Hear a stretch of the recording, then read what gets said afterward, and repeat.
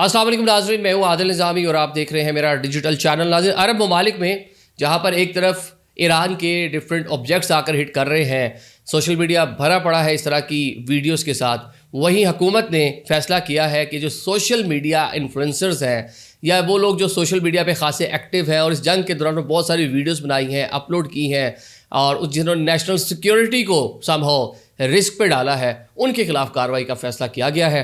بہت سارے لوگ پکڑے بھی جا چکے ہیں اور بہت سارے کو پکڑنے کا فیصلہ بھی کیا ہے، اور ساتھ ہی جناب کہہ لیں کہ ایک انتباہ بھی جاری کیا اپنے لوگوں کے لیے. وہ ساری چیزیں کیا ہیں یہ آپ کو بتاتے ہیں. عرب ریاستیں GCC ممالک، جس میں سعودی عربیہ ہے، قطر ہے، بحرین ہے، کویت ہے، UAE ہے، مطلب یہ سارے ممالک، یہاں عمان ہے، یہاں پہ خاصے سخت قوانین ہیں. ایک تو سارے جو ممالک ہیں بارڈر بھی شیئر کرتے ہیں، اور ساتھ میں ان کا جو پولیٹیکل سسٹم کہہ لیں کہ وہاں پر بادشاہت ہے، کنگڈمز ہیں یہ سارے کے سارے ممالک.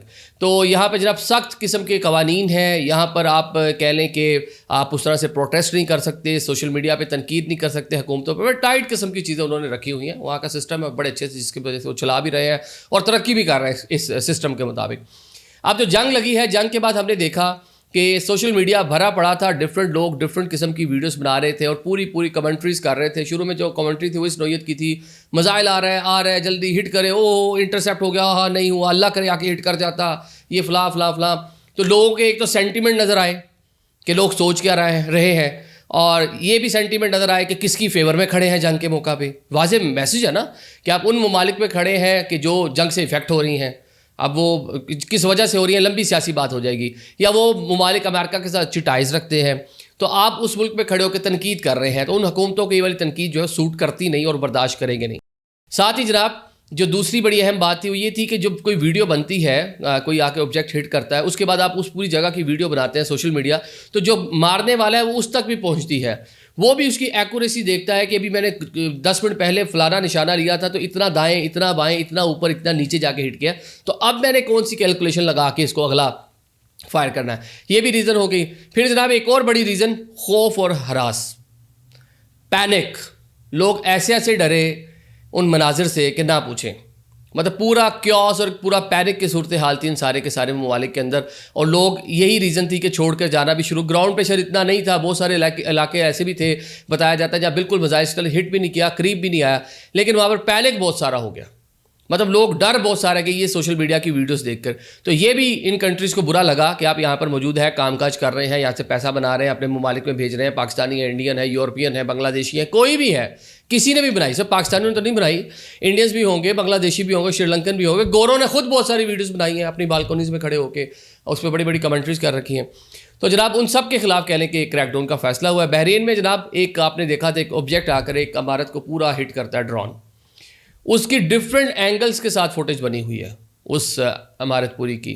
تو اس کو جن لوگوں نے اپلوڈ کیا تھا، بحرین کی حکومت نے ان کو گرفتار کیا ہے. ساتھ میں جناب کویت میں 2 لوگ پکڑے گئے ہیں. وہ کیا کر رہے تھے، وہ جناب بڑی مزے کی کہہ لیں کہ اس کے اوپر کمنٹری کر رہے تھے اور مذاق اڑا رہے تھے اپنے ملک کا، اور یہ جو الزام ہے مبینہ طور پر ان پر، اور فیور کر رہے تھے ان کی جو میزائل بھیج رہے تھے.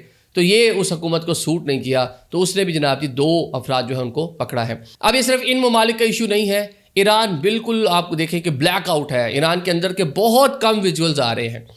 یہ 2 دن پہلے BBC کے CNN کے کچھ کورسپونڈنٹ جو ہے ان کو خود سے ایران نے رسائی دی ہے، کیونکہ ڈیمیج بہت سارا ہو رہا تھا اور سارا فوکس مڈل ایسٹ کے دیگر جو عرب ممالک ہیں ان پہ تھا. ایران کو ڈسکس ہی کوئی نہیں کر رہا تھا، لیکن وہاں نقصان خاصا ہو رہا تھا بمباری سے.